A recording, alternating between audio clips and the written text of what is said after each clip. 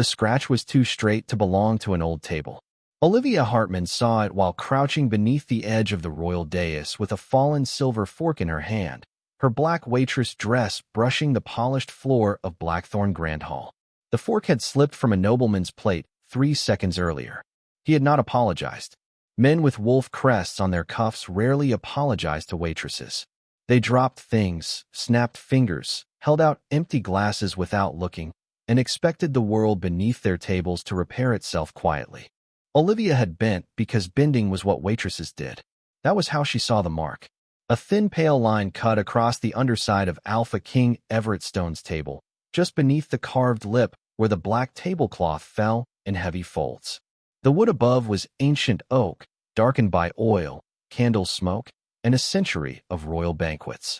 Every nick in it should have been soft with age, uneven from use, dulled by time. This scratch was fresh, clean, hard-edged, too precise, like metal had been forced against the wood only hours ago. Olivia's fingers tightened around the fork. Above her, the hall glittered. Blackthorn Grand Hall had been dressed for alliance. Golden chandeliers burned over long tables. Silver wolves crowned the backs of carved chairs.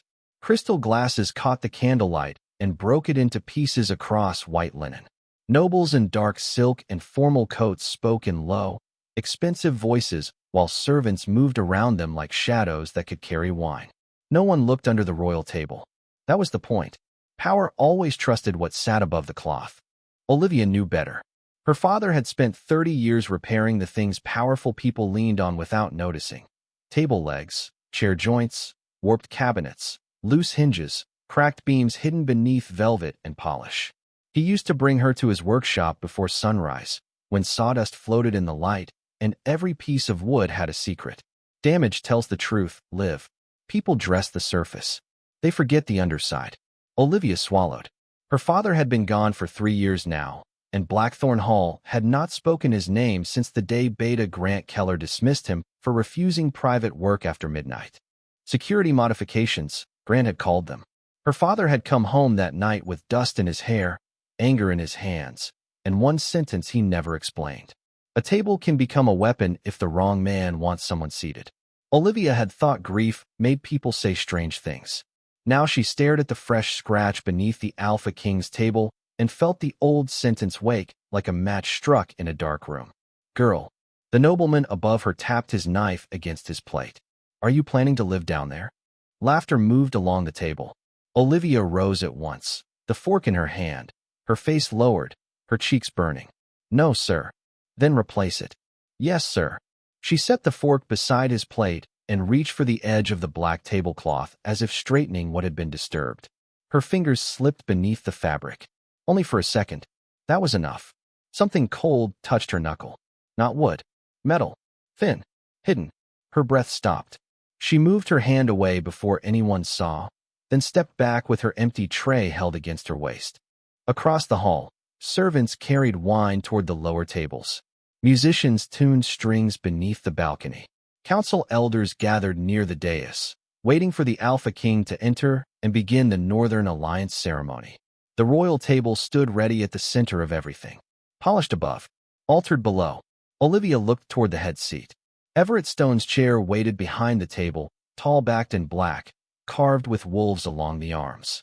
In front of it sat the sealed treaty box he would open before the council. One silver clasp, one royal seal, one ceremony everyone in the hall had been told would decide peace. And beneath that table, hidden by black cloth and candle shadow, something had been added where no guest would ever look. Olivia, Mrs. Crane whispered sharply from the service line. Stop staring at the king's place. Olivia lowered her eyes. Yes, ma'am. The answer came easily because obedience had been beaten into her life by hunger, rent, and the quiet knowledge that waitresses who caused scenes did not keep jobs. But fear had already changed shape inside her. It had become attention. She moved along the dais with a tray of water glasses, placing each one exactly where it belonged. Her steps were slow enough to seem careful, close enough to study the table without kneeling again. There, beneath the draped cloth, a tiny dot of black wax clung to the inside edge of the oak. Fresh wax, not candle drip. Too low for that. Beside it, almost invisible in the shadow, A silver wire ran tight as a strand of hair toward the center support, disappearing near the place where Everett Stone's knee would rest when he sat. Olivia's mouth went dry. This was not decoration. This was not repair. This was a trap waiting politely beneath a table set for a king. Then the great doors opened. Every voice died. Alpha King Everett Stone entered Blackthorn Grand Hall in a black coat fastened with a dark silver clasp, his gray eyes cold enough to quiet men who had armies of their own. Beside him walked Beta Grant Keller, calm, elegant, trusted, smiling as if every candle, every guard, every chair, every table had been placed exactly as he wished. Olivia looked at Grant. Grant looked at the royal table. Not at Everett. Not at the council. At the place beneath the cloth. And for one terrible second, Olivia understood. The Alpha King was walking toward a seat that had already been chosen for his death. The hall became smaller when Everett Stone entered it. Olivia Hartman felt it before she understood it. One moment, Blackthorn Grand Hall was full of voices, glasses, silk, candlelight, and the soft arrogance of powerful people pretending they had come for peace. The next, every sound folded inward. The musicians stopped tuning. Council elders straightened their backs. Alpha lords who had been laughing over wine lowered their glasses without drinking. Even the servants moved differently, slower, quieter, as if a wrong step might be heard by the wrong man. Alpha King Everett Stone crossed the threshold without raising his voice, without lifting a hand, without demanding the silence that had already been given to him. That made him more frightening. He was tall, broad-shouldered, and dressed in black formal wool that made the candlelight seem weaker around him. A dark silver clasp shaped like a wolf's head fastened his coat at the throat. His hair was black, swept back from a face built in sharp lines and colder restraint. His gray eyes did not admire the hall. They measured it. Tables, guards, balcony, windows, council seats, royal dais. For one dangerous second, Olivia hoped he would look beneath the table. He did not. No king did. That was what made the trap so perfect. Power taught men to watch faces, hands, weapons, doors. It did not teach them to look under the polished oak waiting in front of them. Beta Grant Keller walked half a step behind Everett, exactly where a loyal beta should walk. Close enough to protect, close enough to advise, close enough to betray without crossing a room. Grant wore a charcoal coat with blackthorn embroidery at the cuffs and a silver chain across his chest.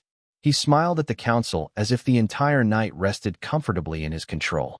Guards bowed to him. Nobles greeted him with relief. Even Mrs. Crane, who feared everyone above steward rank, lowered her head with respect when he passed. Everyone trusted him. Olivia watched his eyes. That was where the lie lived. Grant did not scan the balcony for archers. He did not check the guards' hands or the council elders' sleeves. He did not look at the wine, the windows, the doors, or the shadows behind the pillars. He looked at the royal table, then lower. Only once. Only for half a breath. But Olivia saw it, because she was already looking where he believed no one would. Her fingers tightened around the water pitcher. A drop spilled onto the tray. No one noticed. Everett approached the dais. The head chair waited for him, black and carved, its tall back rising beneath the blackthorn banner. The treaty box sat before it, sealed and gleaming, waiting for his hand. The tablecloth hung in perfect folds, heavy enough to hide everything beneath. Too heavy. Olivia realized that now. The cloth had been doubled at the center. Not for beauty, for concealment. Grant reached the chair first and rested one gloved hand on its back. A small gesture of service. A loyal beta preparing his king's seat. But his thumb brushed the underside of the table as he stepped away. Not accidentally. Olivia's breath caught. The black wax up beneath the oak flashed in her mind. The silver wire tight as hair. The straight scratch. The hidden metal her knuckle had touched. Grant's glove came back clean. Almost. At the edge of his right index finger, near the seam, a faint dark smear clung to the leather. Black wax. Olivia looked at Everett. He stood beside the chair now, listening to an elder speak. Cold. Controlled. Unaware. The entire hall watched his face because faces were where people expected history to happen. Olivia watched the table. Grant leaned toward Everett and murmured something low. Everett's eyes shifted briefly toward the council seats. Grant's left boot slid under the table. Not far. Just enough for the toe to disappear beneath the black cloth. Olivia's pulse stopped. Her father's voice returned, rough from sawdust and worry. A trap is not dangerous when it is built, Liv. It is dangerous when someone waits close enough to wake it. Grant withdrew his foot before anyone else could see. Then he smiled. Everett sat. The chair did not move. The table did not tremble. Nothing happened. Not yet.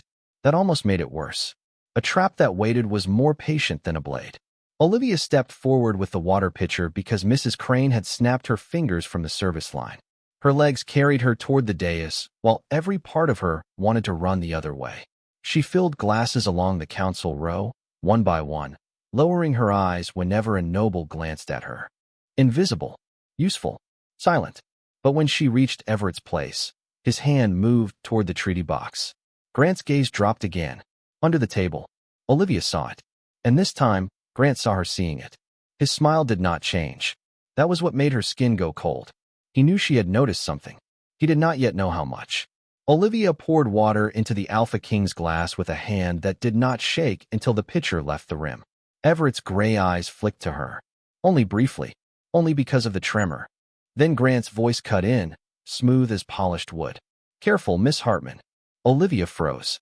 He knew her name. Of course he did. Men who set traps always learn the names of people they might need to silence. Grant stepped closer, his smile still perfect for the hall.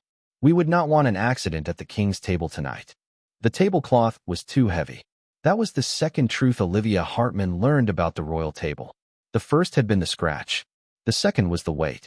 Blackthorn Grand Hall used thick linen for royal banquets, but this cloth did not fall like linen. It hung like a curtain meant to hide a body.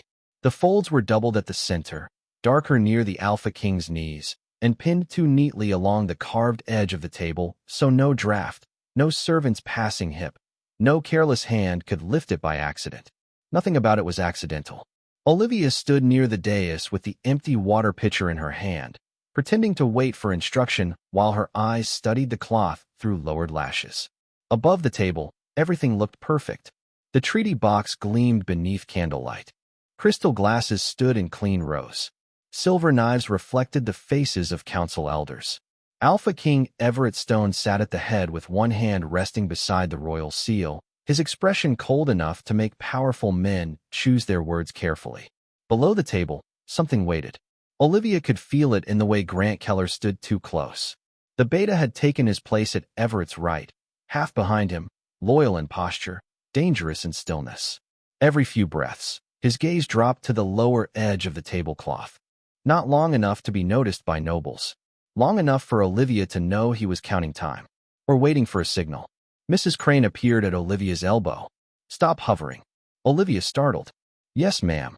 Table 12 needs wine. Yes, ma'am. She should have gone. She did take 3 steps away. Then a napkin slipped from the royal table. Not by chance.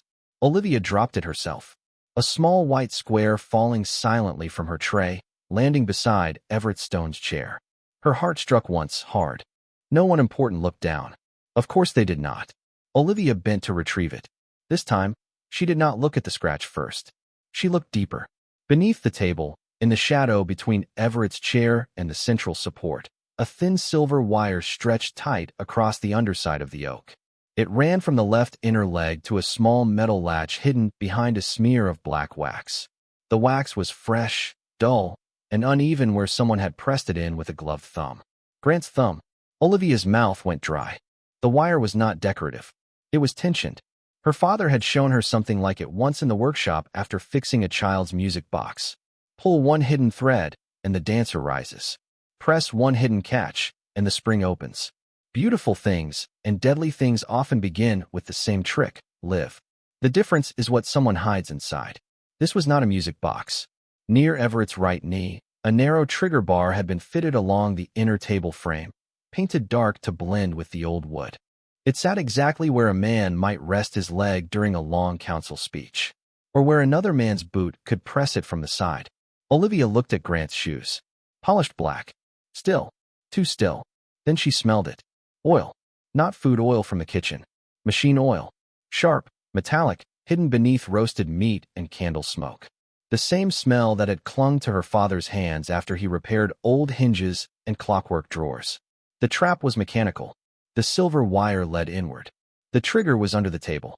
The black wax hid the latch, and Everett Stone was sitting above it with the treaty box inches from his hand. Olivia's pulse beat in her throat. She reached for the fallen napkin, but her fingers brushed the underside of the table again. The latch vibrated faintly beneath the wood, not moving, waiting. A chair scraped nearby. Grant Keller's boot shifted, only half an inch, toward the trigger bar. Olivia rose too quickly. The napkin stayed in her hand, crushed tight. Grant looked at her. This time his smile faded before it reached his eyes. "You found the napkin," he said. Olivia lowered her gaze. "Yes, sir." "Then return to your work." The words were quiet. The thread inside them was not. Everett's gray eyes moved from Grant to Olivia, catching the white edge of the napkin clenched in her fist. For one dangerous second, she thought he might ask why a waitress looked as if she had seen death crouching under his table. But a council elder began speaking. Grant leaned down toward the king. The moment passed. Olivia stepped back, her knees weak, her mind racing through screws, wax, wire, spring tension, and the hidden bar near Grant's boot. She had no proof anyone would believe. No right to accuse a beta. No time to find someone kind enough to listen. Only the memory of her father's voice. People dress the surface. They forget the underside. Olivia looked at the royal table again, then at the Alpha King. Cold, powerful, unwarned. And beneath his polished place of honor, a silver trap waited for someone to wake it. Grant Keller did not need to shout to stop her. That was what made him dangerous. A shouting man revealed fear. A violent man made witnesses. But Grant only stepped into Olivia Hartman's path with a calm smile and one gloved hand resting lightly against the edge of her tray, as if he were correcting the direction of a servant who had wandered too close to the royal table by mistake. The hall saw nothing unusual. That was the cruelest part. Above the black tablecloth, Alpha King Everett Stone listened to council elders speak of peace, borders, hunting rights, winter grain, and pack law. Candles burned. Crystal gleamed. Nobles murmured in low approval whenever the right names were mentioned. The treaty box waited beneath Everett's hand, unopened but central to every eye. Beneath the table, the silver wire waited too. Olivia could still feel the shape of it in her memory. Thin, tight, alive with tension. Grant's hand pressed harder against the tray. "Miss Hartman," he said quietly, "you seem confused about where you are meant to stand." Olivia lowered her eyes because every habit in her body demanded it, but her gaze slipped past him, down to his polished black boot. It had moved again, half an inch closer to the trigger bar hidden under the royal table. Her heart struck hard. "I need to speak to His Majesty," she said. The words came out too soft. Grant smiled wider. No, one word. Polite. Final. Olivia looked toward Everett. He had heard something. Not the words perhaps, but the change in the air near his table. His gray eyes shifted from the council elder to her face, then to Grant's hand on her tray. For 1 second, hope opened. Grant stepped closer and blocked her from the king's view. "A waitress does not interrupt alliance proceedings," he said, "especially not one who has already spent the evening crawling beneath royal furniture." A few nobles nearby turned. Olivia's face burned. The nobleman whose fork she had retrieved earlier laughed under his breath. Is that what she was doing? A woman in dark blue silk lifted her glass and smiled. Blackthorn must be desperate for staff. Laughter moved along the lower edge of the dais. Small, sharp, easy. Olivia felt each sound like a hand pushing her back toward invisibility. Grant lowered his voice. "Return to your station." His fingers closed around her wrist beneath the tray. Pain flashed up her arm. Not enough to bruise where the hall could see. Enough to promise he knew exactly how much forced servants were expected to endure in silence. Olivia swallowed. Under the table, his boot shifted again. Closer. Everett's hand moved toward the treaty box. "No." The word screamed inside her, but her mouth barely opened. Grant's grip tightened. "A waitress has no right to accuse a beta of touching the king's table," he whispered. Olivia looked at him then. Not down. Not away. At him. His smile faltered for the smallest breath. Because she knew. And now he knew she knew. 2 guards at the foot of the dais stepped forward. "Problem, Beta Keller?" Grant did not release her wrist. "Miss Hartman is overwrought. Remove her before she causes embarrassment." The guards reached for her. Olivia twisted, but Grant held firm. Everett began to rise. Grant's boot slid beneath the cloth. The black folds trembled. Only slightly. only enough for Olivia to see the hidden silver wire catch one thin line of candlelight. No one else looked down. No one else ever looked down. The guards touched her shoulders. Olivia felt the entire hall closing around her. Rank, laughter, hands, rules, polished wood, black cloth. A trap waiting beneath a king who did not yet know death had been installed under his table. She stopped fighting the guards. Instead, she let the tray tilt. One crystal glass slid from its edge and struck the floor. It shattered with a bright, clean sound. Every head turned. Grant's grip loosened by instinct. Olivia used that single stolen breath. She looked straight at Everett Stone. "The table," she said. Grant moved to cover her mouth. Too late. Olivia's voice broke across the dais, desperate enough to cut through silk, gold, candlelight, and power. "Your Majesty, look under your table." For 1 second, the whole hall looked down. That was all Olivia Hartman had wanted. Not belief. Not kindness. Not forgiveness for speaking out of turn. Only 1 second in which the most powerful people in Blackthorn Grand Hall stopped staring at titles, jewels, faces, and ceremony long enough to look beneath the table where death had been waiting politely under black linen. Everett Stone moved first. His gray eyes dropped from Olivia's face to the tablecloth. His hand, which had been reaching for the sealed treaty box, stopped in midair. Grant Keller moved second. Too fast. His gloved hand released Olivia's wrist and shot toward the hanging cloth, not to lift it, but to hold it down. That was the confession before proof. Olivia saw Everett see it. The Alpha King's expression did not change, but something in the air around him sharpened. Grant smiled. "Your Majesty, she is making a scene." Olivia's wrist throbbed. The guard still held her shoulders. Nobles still watched as if scandal mattered more than survival. Then Grant's boot pressed down. Under the table, something clicked. Soft. Small. Final. Olivia heard it because she had been listening for the wrongness all night. Her father had once told her that a hidden mechanism announced itself before it struck, if a person knew the language of metal. A click was a breath. A spring was a heartbeat. A wire was a promise being pulled tight. The click came again. Everett heard the second one. He stood. Grant's hand lunged for the treaty box, maybe to keep Everett seated, maybe to trigger something else, maybe only to pretend control had not slipped. Olivia did not wait to understand. She tore free from one guard by letting her knees buckle. The sudden drop dragged his grip downward. Her shoulder burned. Her tray tilted. 3 more glasses slid and exploded against the marble, spraying wine across polished shoes and white linen. Everyone flinched. Olivia used the flinch. She threw herself toward the royal table and seized the black tablecloth with both hands. Grant shouted, "Stop her." She pulled. The cloth did not come easily. It had been pinned. Of course it had. The fabric caught beneath the carved lip, held by tiny black tacks hidden in the folds. Olivia felt them tear through the linen one by one as she dragged backward with all the strength hunger, fear, and fury had left in her. Rip, rip, rip. The royal table bared its underside to the hall. Gasps broke like glass. A silver wire gleamed beneath the oak. A black wax latch trembled near the central brace. A narrow trigger bar sat exactly where Grant's boot had been. And from the inner edge of the table, a silver spike snapped upward. Fast, bright, silent until it tore through the black cloth where Everett's chest had been a heartbeat earlier. The treaty box flew from the table and struck the floor. Its seal cracked. Papers spilled across the marble like frightened birds. No one laughed now. The silver spike remained upright, quivering under the candlelight, thin and cruel, and aimed at the empty space Everett Stone had just left. Olivia fell backward onto the floor, still clutching the torn tablecloth in one fist. Her breath would not come. Everett stood above the exposed trap, one hand braced against the chair, his eyes fixed on the silver point that had missed him by less than the width of a prayer. Then he looked at Olivia, not as a waitress, not as a disruption, as the first person in the room who had seen the truth. Grant recovered too quickly.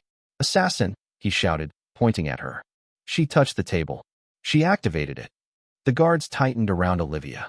One forced her arm behind her back. Pain flashed white, but Everett's voice cut through the chaos before they could drag her away. "Release her." The guard froze. Grant turned sharply. "Your Majesty," I said, "release her." This time, the command landed like iron. Hands left Olivia's arms. She stayed on the floor, shaking, her palm pressed against spilled wine and broken glass. Her eyes locked on the trap she had exposed too late to be safe and just soon enough to keep the king alive. Everett stepped closer to the table. He did not touch the spike. He looked beneath the wood, at the wire, the wax, the trigger bar, the torn pins hidden under black cloth. Then his gaze moved to Grant's boot.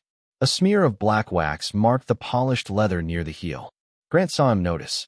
For the first time that night, the beta's perfect face lost its calm. Olivia whispered through a throat full of fear. He pressed it. The hall went silent. Everett turned slowly toward his trusted beta, and beneath the royal table, the hidden trap still trembled, finally seen by everyone who had mocked the girl who dared to say, "Look under your table." The trap did not stop trembling. That was what frightened Olivia Hartman most. Everyone else stared at the silver spike jutting from the underside of the royal table, thin and bright beneath the chandeliers, proof enough to turn laughter into silence. Nobles pressed hands to mouths. Council elders stepped backward. Guards looked from the exposed wire to Beta Grant Keller as if their own eyes had betrayed them by seeing too late. But Olivia watched the wood. The table was still humming. Not loudly. Not visibly to anyone standing upright. A faint vibration traveled through the carved oak, down the legs, across the torn tablecloth still clutched in Olivia's shaking hand. It was the kind of movement her father had taught her to feel with her fingertips, not her eyes. One spring releases. Another waits. A careful trap never trusts one blade. Everett Stone reached toward the exposed mechanism. "No," Olivia said. Her voice came out broken. Too soft. Everett's hand stopped anyway. Grant's eyes flashed. Only for a second. But Olivia saw it. The same way she had seen the scratch, the wax, the wire, the boot moving under the cloth. Small things. Ugly things. Truth hiding where powerful people never lowered their gaze. "There's more," she whispered. A nobleman snapped. How would she know? Everett did not look at him. Because she has been right every time she spoke. That silenced the man faster than any guard could have. Olivia forced herself to rise. Her knees shook so badly, she had to grip the edge of the broken tablecloth. A shard of glass cut into her palm, but she barely felt it. Her eyes stayed on the underside of the table, where the black wax latch had split open around the first release. Behind it, half hidden by the central brace, another wire ran deeper into the oak. Not silver this time. Dark steel, painted to look like shadow. "It is a second trigger," she said. Grant laughed sharply. Or a second invention from a desperate waitress trying to save herself. Everett turned his head. Grant stopped laughing. Olivia pointed beneath the table. "The first spike was meant for you when you sat. The second is meant for whoever inspects the table afterward." The hall went colder. A guard leaned down with a knife. "Do not cut it," Olivia said. He froze. She swallowed through the dryness in her throat. "If you cut it, the spring releases." Everett stepped around the table until he stood beside her, not touching, close enough that every person in the hall understood she was no longer alone on the floor with her fear. "What do you need?" he asked. Olivia stared at the wire. A serving fork, a candle, and someone to hold the table steady. For one impossible breath, no one moved. Then Everett Stone picked up the fallen silver fork himself and placed it in her hand. The same kind of fork she had bent to retrieve when the whole nightmare began. Her fingers closed around it. Grant's jaw tightened. Olivia crouched under the edge of the royal table, while the Alpha King himself braced one hand against the carved oak. A guard brought a candle. The flame trembled near the black wax, reflecting in the hidden steel wire. "Heat the wax," she said. "Do not touch the wire." The guard obeyed. Wax softened. A bitter smell rose, mixed with machine oil and candle smoke. Olivia slid the fork beneath the latch, not pulling, only lifting the pressure away from the spring. Her bruised wrist screamed. Her cut palm slipped. The fork bent under the strain. "Hold," Everett said. "I am." The words came through her teeth. The latch clicked. Grant moved. Not far. Not enough for anyone else to call it guilt. But his boot shifted backward, toward the side of the table where a third black cord disappeared beneath the carpet. Olivia saw it. So did Everett. The Alpha King's hand shot out and seized Grant by the front of his coat before the Beta could take another step. The latch released harmlessly beneath Olivia's fork. A second silver spike snapped out sideways from the table leg and stopped an inch from the floor, spent and useless, aimed exactly where Everett's throat would have been if he had bent to inspect the first blade. The hall gasped as one body. Olivia sat back on her heels, shaking. Everett looked at the second spike, then at Grant, then at the black wax smeared on the beta's boot and glove. No one needed Olivia to whisper this time. The table had spoken for her. Grant Keller tried to look betrayed. That was his last beautiful lie. He stood beside the exposed royal table with Alpha King Everett Stone's hand locked in the front of his coat, black wax smeared across one glove, machine oil dark along his cuff, and fear beginning to show beneath the polished surface of his face. Still, he played loyalty. "My king," Grant said, voice strained but steady. "You are making a dangerous mistake." Everett did not release him. The second silver spike remained jutting from the table leg, harmless now only because Olivia Hartman had crouched beneath the place where no one else had looked and stopped the trap from taking another life. Noble stared at it, then at Grant, then at Olivia. The room was changing. She could feel it from the floor. A few minutes ago, they had looked at her black waitress dress, white apron, shaking hands, and lowered eyes and seen a servant interrupting royal business. Now they saw the torn tablecloth in her fist, the hidden wire, the wax, the trap beneath the polished oak. The king alive beside the very thing meant to kill him. But fear did not surrender easily. It needed someone to blame. Grant gave it one.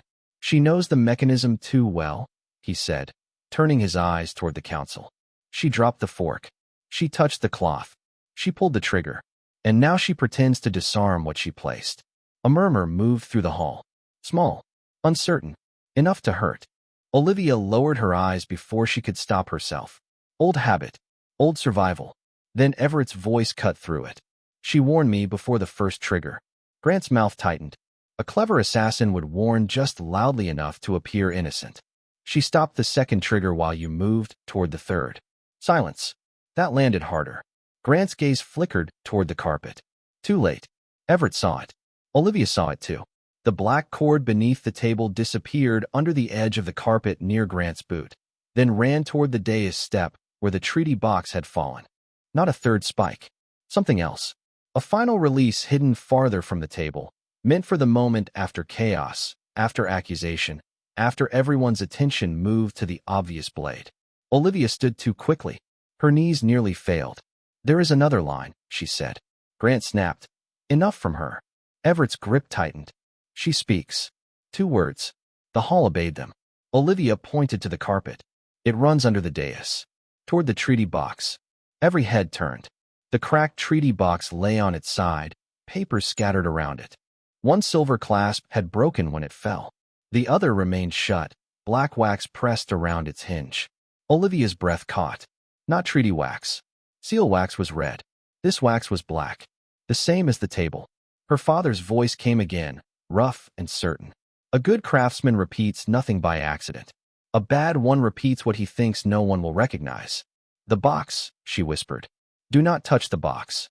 A guard had already bent toward it. He froze. Grant moved then. Not gracefully. Not subtly. He drove his elbow into Everett's wrist and tore free just enough to lunge toward the fallen treaty box. The hall erupted. Guards rushed. A noblewoman screamed. Olivia did not think. She grabbed the bent serving fork from the floor and threw it. It struck Grant's hand. Not hard enough to wound. Hard enough to break his reach. The box shifted but did not open. Everett caught Grant from behind and slammed him face first onto the royal table, inches from the silver spike he had hidden there. The sound stopped the room. "Open the carpet," Everett ordered. 2 guards tore back the black runner beneath the dais. Under it lay the final truth. A cord of dark steel tied to the treaty box hinge, running through 3 hidden rings and connecting to a weighted spring beneath the king's chair. If Grant had reached the box and lifted it in panic, the spring would have fired whatever remained under the dais directly toward Everett's back. A layered trap. For the seated king. For the inspecting king. For the surviving king. Olivia felt cold all the way through. This had not been a desperate attack. It had been a plan that expected him to survive the first second and die in the next. Everett looked down at Grant. For the first time, anger showed plainly on the Alpha King's face. Not loud. Worse. Personal. "How long did you plan my death?" Grant breathed hard against the table. Then he smiled, because men like him could not bear to lose silently. Long enough to know everyone would watch your face, he said. No one was supposed to look beneath your table. Everett's gaze moved to Olivia. So did the Halls. This time, no one laughed. Olivia stood in her torn apron, cut palm pressed to her side, eyes bright with fear she no longer needed to hide. The beta had just confessed the shape of his own failure. He had built a murder beneath a king, and a waitress had looked down. Grant Keller's confession did not sound like defeat. It sounded like contempt. No one was supposed to look beneath your table. The words stayed in Blackthorn Grand Hall long after his mouth closed. They moved through the chandeliers, across the torn tablecloth, over the exposed silver wires and spent spikes, and settled at Olivia Hartman's feet like something filthy that had finally crawled into the light.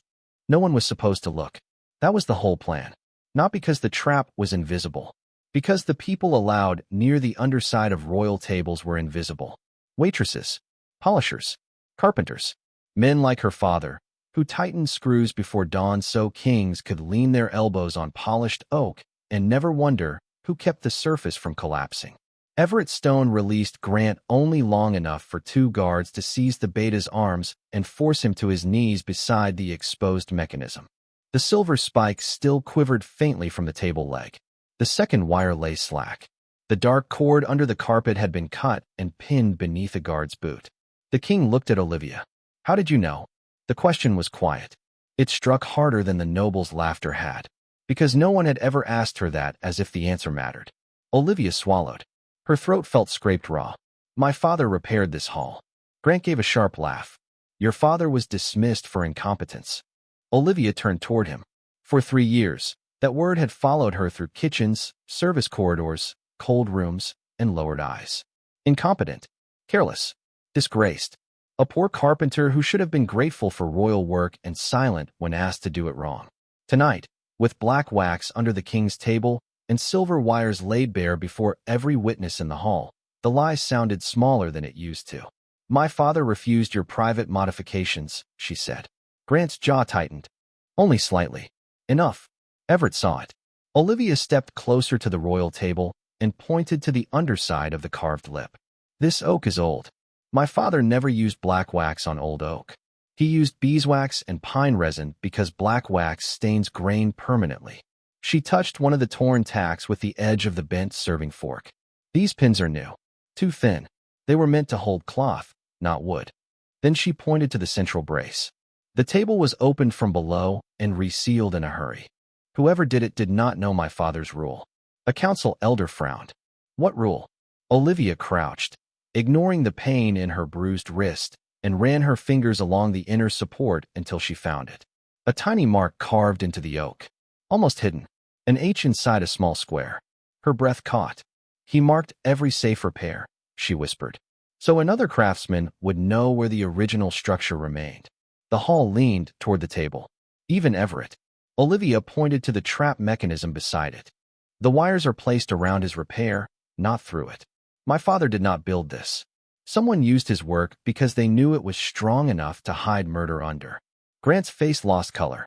For the first time, it was not fear for himself. It was fear of being understood. Olivia looked at his glove. Black wax smeared the fingers. Machine oil darkened the seam between thumb and palm. A single curl of pale wood shaving clung beneath the cuff, caught in the stitching. She lifted her hand and pointed. Search his gloves. Grant tried to pull back. The guards held him. Everett nodded once. A guard stripped the right glove from Grant's hand. The smell rose at once. Oil, wax, metal, and fresh-cut oak. In the palm, half hidden against the lining, was a splinter of dark wood still marked with black wax. The same wood. The same table. The room went silent. Olivia stood slowly. Her knees shook, but her voice did not. He did not just know about the trap, she said. He touched it after it was set. Everett looked down at Grant Keller, the man who had stood beside him as trusted beta, the man who had smiled while death waited under polished oak. Where was it built? The Alpha King asked. Grant said nothing. Olivia looked toward the service arch, then past it to the locked preparation corridor where extra furniture had been stored before the banquet. My father's old workshop, she said. You never cleared it out, did you? Grant's silence changed shape. That was answer enough. Everett turned to his guards. Open the workshop. Then he looked back at Olivia Hartman, waitress, carpenter's daughter, the only person in the hall who had looked beneath power and found the truth hiding there. This time, he said, she comes with me. The workshop door had not been opened in 3 years. Olivia Hartman knew it before the guard broke the seal. Dust had gathered along the lower frame in a soft gray line, untouched except for one place near the latch where fresh fingerprints had disturbed it. The brass handle was dull with age, but the keyhole gleamed faintly, polished by recent use. Someone had been inside. Recently. Her father's old workshop sat beyond the service corridor behind Blackthorn Grand Hall, past the pantry, past the wine room, past the place where servants usually stopped being allowed to matter. When Olivia was a child, the room had smelled of sawdust, beeswax, pine resin, sharpened tools, and her father's coffee gone cold beside unfinished chairs. Now it smelled wrong. Machine oil, black wax, metal heated too quickly. Everett Stone stood beside her while 2 guards forced the door open. Grant Keller had been dragged with them in chains, his perfect coat torn at the shoulder, his unloved hand clenched as if he could still hold the truth shut by force. The door swung inward. Olivia did not step inside at first. Memory did. She saw her father bending over a cracked table leg, sleeves rolled, brown hands steady, voice patient as he explained that good work did not announce itself. Good work simply kept people safe. Then the room came into focus. And safety was gone. Her father's workbench had been cleared in the center. Old tools still hung on the wall, but not where he would have left them. A chisel lay sharp side down. A plane rested with its blade exposed. Thin silver wire hung from a peg where measuring twine used to be. Strips of black wax sat in a tin bowl beside a small burner. Fresh oak shavings covered the floor beneath the bench. Olivia's stomach turned. They used his table, she whispered. Everett looked at her. She pointed to the clamp marks on the workbench. The royal table was turned upside down here. See the pressure dents? Too wide for chair legs. Too deep for small repairs. A guard lifted a folded tarp from the corner. Under it lay a wooden frame shaped like the underside of the royal table, marked with drilled holes, silver fittings, and black wax stains. A practice frame. The trap had been tested. Grant's face went still. Not surprised. Caught. Everett's voice was quiet. How many times? Grant said nothing. Olivia moved deeper into the room, each step landing on sawdust that should have belonged to honest work. On the bench, half hidden beneath a leather apron, she found a drawing. Her father's handwriting was not on it. Grant's was.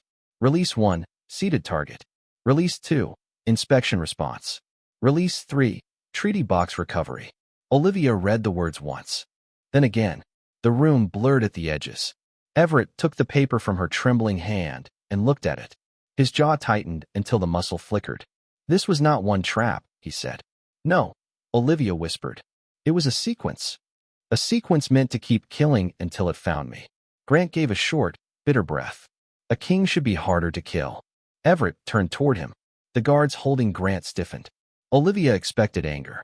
Instead, Everett looked colder than anger could reach. You built it in the room of the man you ruined. Grant's mouth curved. His tools were useful. That sentence did what no accusation had done. It made the guards look at Olivia. Not with suspicion now. With shame. She walked to the back wall where her father had once kept small repair notes pinned by date.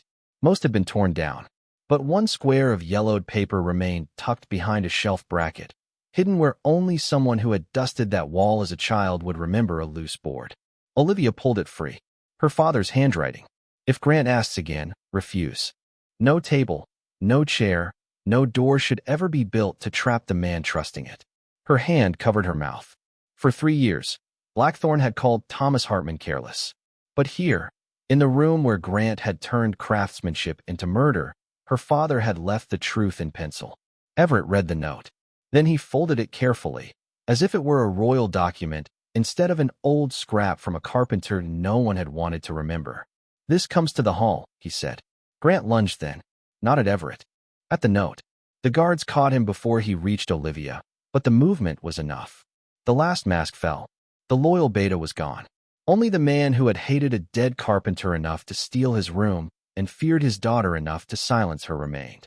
Everett stepped between Grant and Olivia. Take him back. Grant struggled once, then stopped. His eyes found Olivia's. "You should have stayed under the table." Olivia's fingers closed around her father's note. For the first time, the old insult did not shrink her. "No," she said. "That is where you hid everything." Everett looked at her then, and the workshop seemed to breathe around them. Not cleanly. Not yet. But through dust, sawdust, grief, and proof, the truth had finally opened like a door no one could lock again.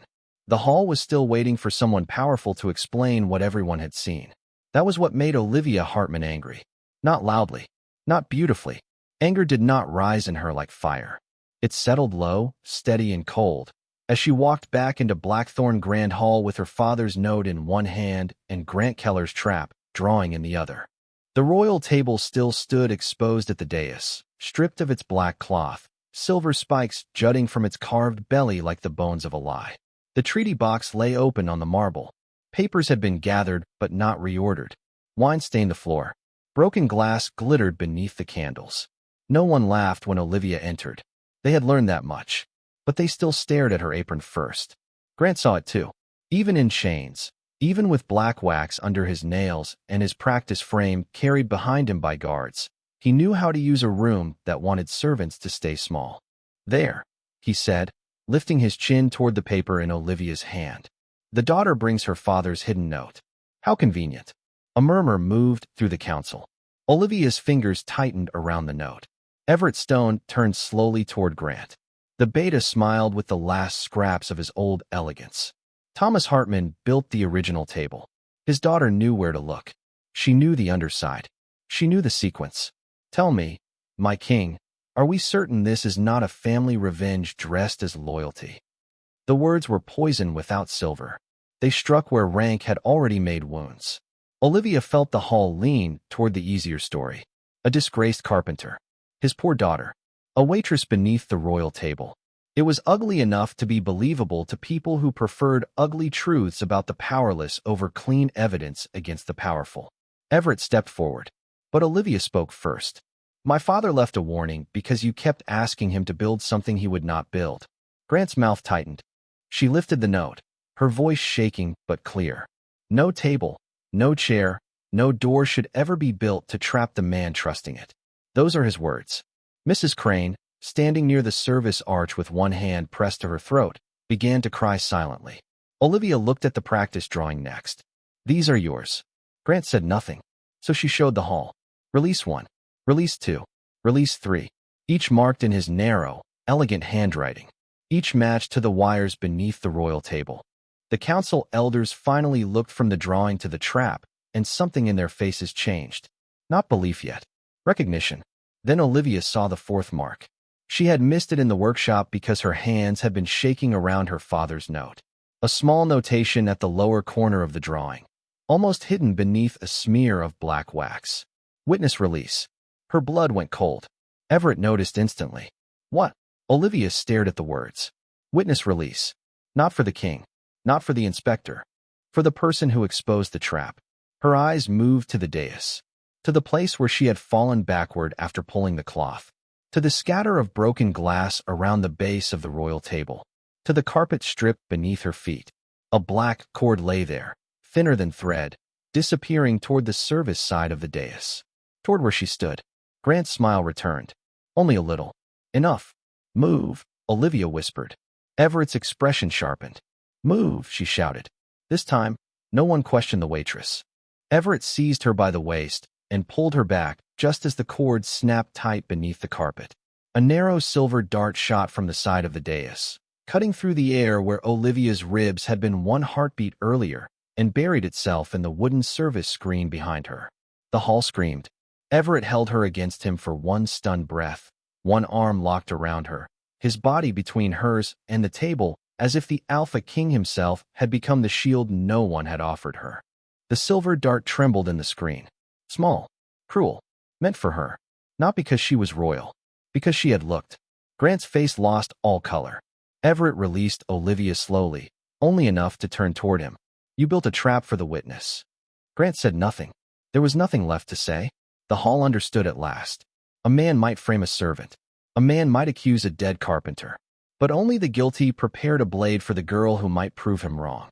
Olivia stood shaking beside Everett Stone, her father's note crushed against her chest, while every noble in Blackthorn Grand Hall finally looked beneath the surface of the story Grant had tried to tell, and saw the truth waiting there.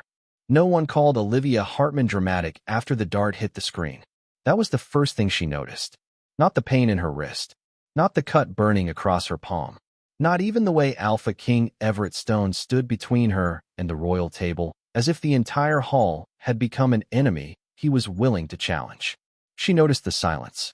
The heavy, ashamed silence of people who had laughed when a waitress crawled beneath a table, who had looked at her apron and decided truth could not possibly arrive wearing service black and stained white cotton. Now a silver dart trembled in the wooden service screen behind her, exactly where her body had been, exactly where Grant Keller had needed the witness to stand. Everett did not look away from the dart. Remove the screen. 2 guards obeyed at once. The service screen was lifted from its frame and turned toward the hall. Behind the polished front, hidden in the hollow brace, was a narrow metal tube blackened with wax. A wire ran from it beneath the carpet, through a brass eyelet, and back under the royal table. Olivia stared at it. A trap within a trap. Not for a king seated in honor. Not for a guard inspecting danger. For the servant who would be blamed, pulled aside, or made to stand near the service screen while the hall decided she was lying. Her stomach went cold. You knew someone might see it, she whispered. Grant's jaw tightened. Everett turned to her. Say that again. Olivia forced herself to breathe through the smoke and candle wax. He built the final release for whoever noticed the table. The witness would die before explaining what they saw. A noblewoman made a small sound of horror. Mrs. Crane covered her mouth. Grant laughed, but the sound had lost its shape. Or she found another device because she already knew where every device was hidden. Everett looked at him then. Slowly. Enough. The word did not shout. It ended things. Grant still tried. My king, you cannot let her turn this council against your own beta. She is the daughter of a dismissed carpenter. She has motive. She has knowledge. She had access to the hall as a servant. Olivia felt the old fear reach for her again. The old story. Poor girl. Disgraced father. Too much knowledge.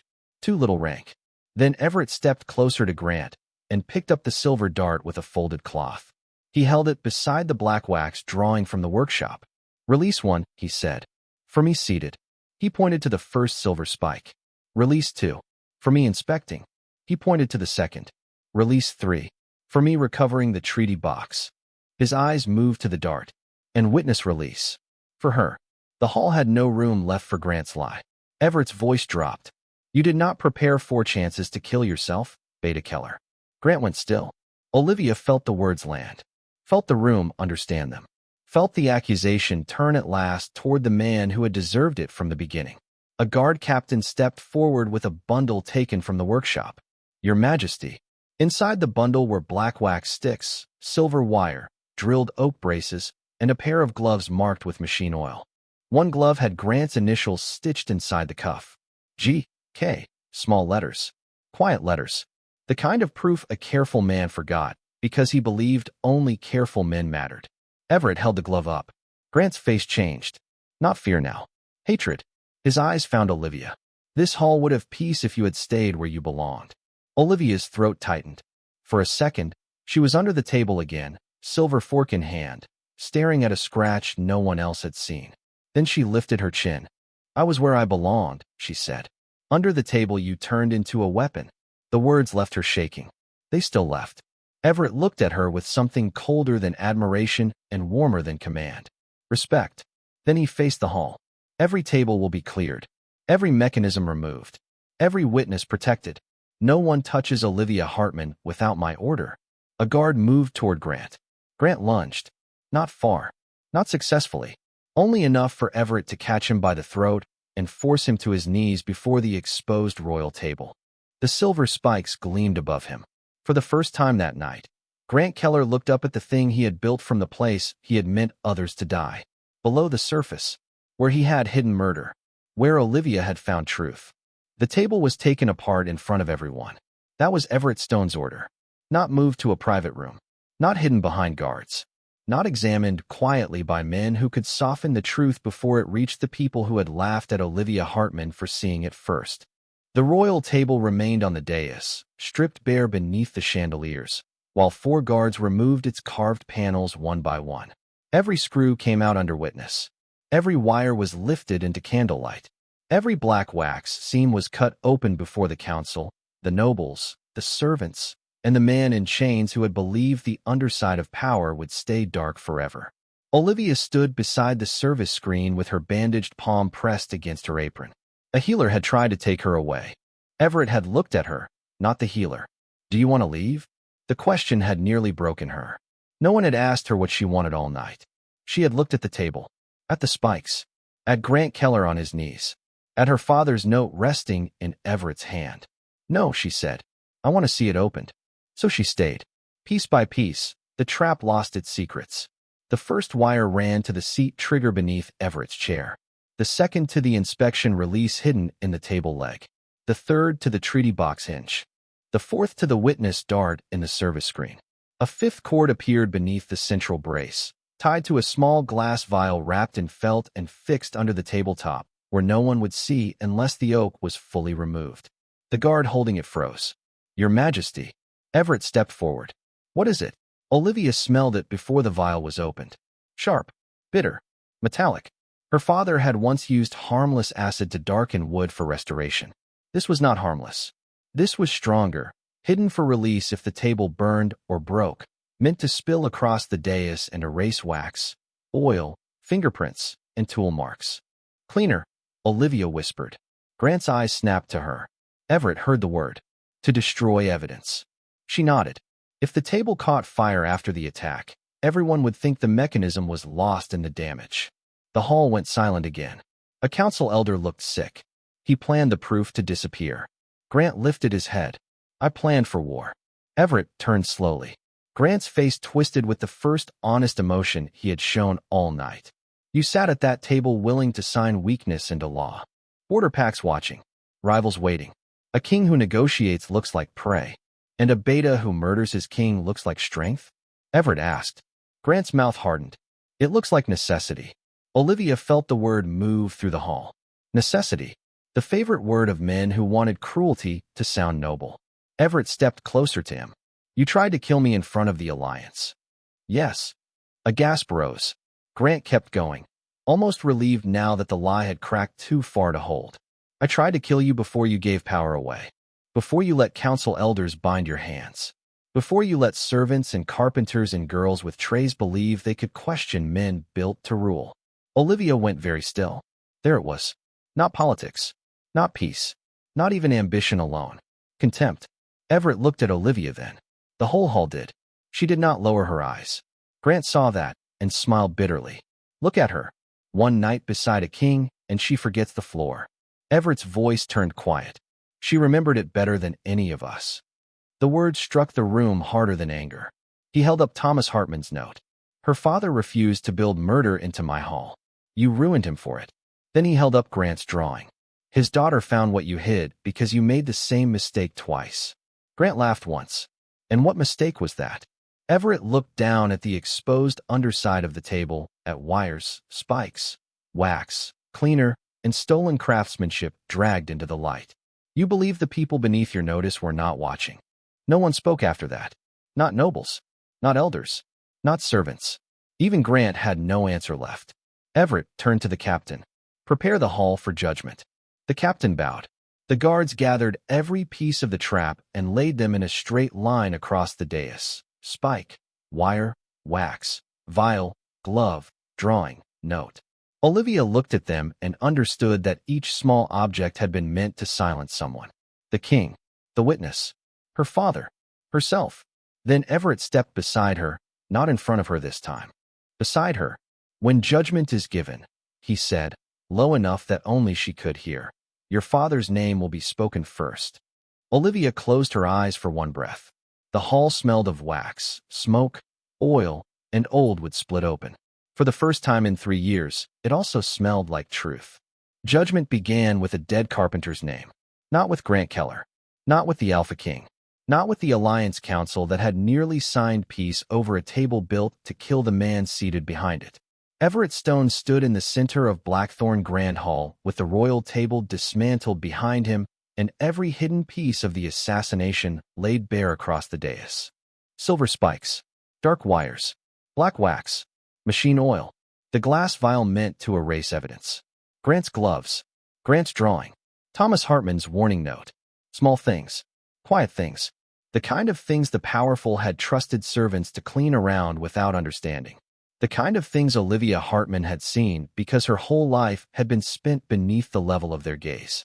Everett lifted the yellowed note. Thomas Hartman, he said, and the name moved through the hall like a door opening after years of being sealed shut, was not dismissed for incompetence. He was removed because he refused to turn royal furniture into a weapon. Olivia's breath caught. She stood beside the dais in her black waitress dress and torn white apron, one palm bandaged, one wrist bruised, stood at the edge of her cheek. The nobleman who had laughed when she bent for the fork would not look at her now. The women who had mocked her whispered no more. Grant Keller knelt in chains beneath the broken light, staring at the floor as if hatred had finally become too heavy to lift. Everett looked toward the council. His record will be restored. His family will be compensated from Grant Keller's estate. His designs will be entered into Blackthorn law as the standard for every royal hall, council chamber, and gathering place under my protection. Mrs. Crane began to cry again. Olivia did not. Not because she did not want to. Because if she cried now, she feared she might never stop. Grant lifted his head. You would honor a carpenter above your own beta? Everett turned to him. I honor the man who refused murder, he said, and condemn the one who called murder necessity. The hall went colder. Everett's voice carried without effort. Grant Keller is stripped of rank, title, property, and name. Every order he signed will be reviewed. Every guard he placed tonight will answer under oath. Every family harmed by his lies will be heard before this council. Grant's chains scraped as he shifted. You will look weak. No, Everett said. I will look alive. A ripple moved through the room. Not laughter, not shock, something closer to release. Everett stepped nearer. And I am alive because the waitress you mocked looked beneath my table. This time, no one turned away from Olivia. Every eye found her. She wanted the floor to open. She wanted the service arch, the kitchen corridor, the old familiar safety of being unnoticed. She wanted her father's workshop at dawn, before grief, before disgrace, before kings and silver spikes and black wax. Then she remembered the dart meant for her ribs. The second spike meant for Everett's throat. The note her father had hidden because he knew someone might need the truth after he was gone. So Olivia lifted her head. Everett faced the hall. Olivia Hartman warned me when no one wished to hear her. She exposed the first trap, stopped the second, revealed the third, survived the witness blade, found the workshop, and restored the truth of her father's name. He paused. The silence listened. From this moment, she is under my protection. Grant laughed bitterly. For pulling a cloth? Everett's eyes did not leave Olivia. For seeing what my guards missed. For speaking when rank tried to silence her. For saving my life before I understood it needed saving. The words struck harder than praise. They felt like a hand unclenching from around Olivia's throat. Everett turned to the service line, where waitresses, footmen, polishers, and kitchen staff stood frozen beside people who had never bowed to them in their lives. No royal table will be set in my kingdom again until someone trained to inspect its underside has approved it. Olivia Hartman will oversee that work if she chooses. No servant in this hall will be punished for speaking of danger. No craftsman will be ruined for refusing an immoral order. Then, slowly, he lowered his head to Olivia. Not fully, not as a subject, as a king acknowledging a debt. The hall followed him. Servants first, then guards, then council elders, then nobles, slower, ashamed, but bowing all the same. Olivia stood very still. All her life, she had bent beneath tables to retrieve what others dropped. Tonight, the entire hall bent before the woman who had looked under one and found death waiting. Everett stepped closer, his voice low enough that only she could hear. You asked me to look under my table. Olivia swallowed. You did. No, he said. You made me see beneath my kingdom. The word stayed with her after Grant was dragged away, after the trap pieces were carried out under guard, after Thomas Hartman's note was placed in a sealed royal case instead of a forgotten workshop drawer. By dawn, the royal table was gone. The black cloth was burned. The silver wires were locked away. But every person in Blackthorn Grand Hall remembered the waitress who had shattered ceremony with one desperate warning. Look under your table. And because she had, the Alpha King lived. A traitor fell, a dead carpenter's name was restored, and Olivia Hartman no longer stood beneath anyone's notice.